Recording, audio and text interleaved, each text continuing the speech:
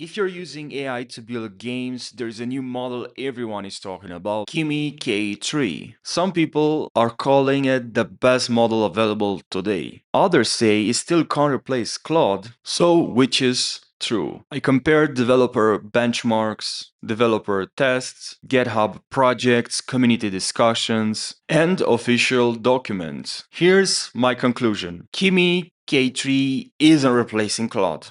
It's making premium game prototyping drastically cheaper. And that's a much bigger story, and here's the evidence. One pattern kept appearing.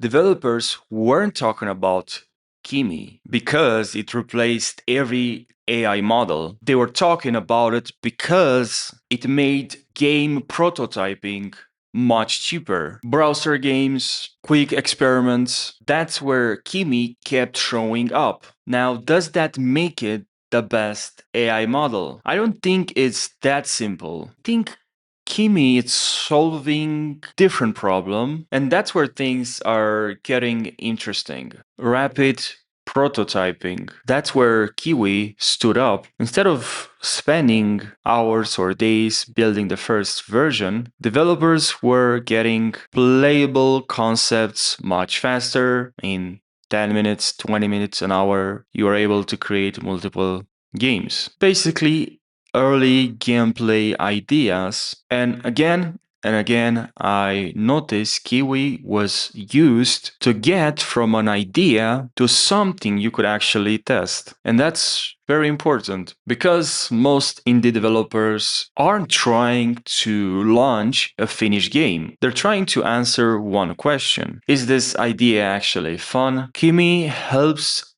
answer that question faster, but building a prototype and maintaining a large game are two completely different challenges. That's where Claude enters the conversation. But prototyping isn't the whole story. As projects became larger, the recommendations started to change. Claude kept coming up for different reasons. Large databases, refactoring, complex debugging, long development sessions. That's a completely different job than building a first prototype. And I think that's where many comparisons go wrong. People ask which model is better, but that's the wrong question. The better question is better for what? If you're testing ideas, Kimi has a strong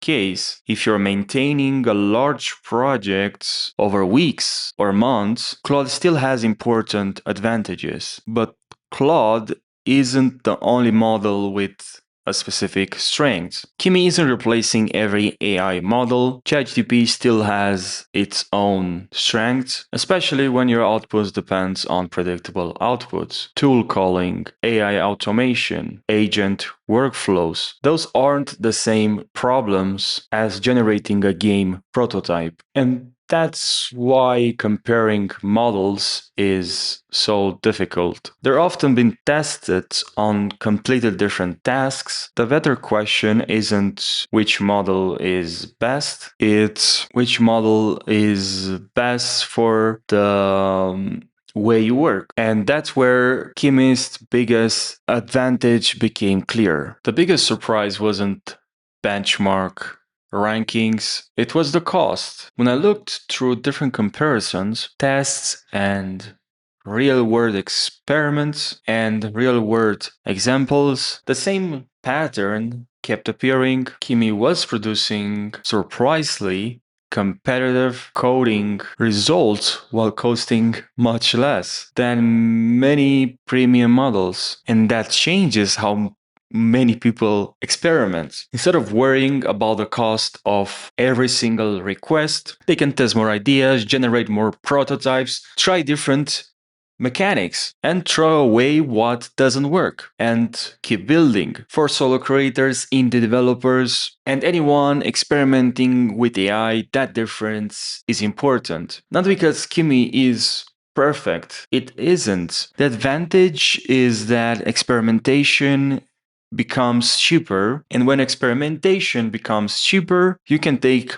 more shots, test more ideas, and find what works faster. After reviewing benchmark results, developer tests, community discussions, and official documents, here's the conclusion I reached. If your goal is rapid game prototyping, browser games, early games ideas, Kimi K3 is one of the strongest options available right now. If you're maintaining a large production game, managing a complex database, or doing long-term development, Claude still has the advantage. If your workflow depends on automation, agents, and structured outputs, GPT has important strengths. But I think the biggest mistake is asking which model is the best, because that assumes there has to be one winner. I noticed something different. These models are becoming specialized tools. Kimi is not replacing Claude, Claude is not replacing GPT. They're becoming tools for different stages of development. And Kimi's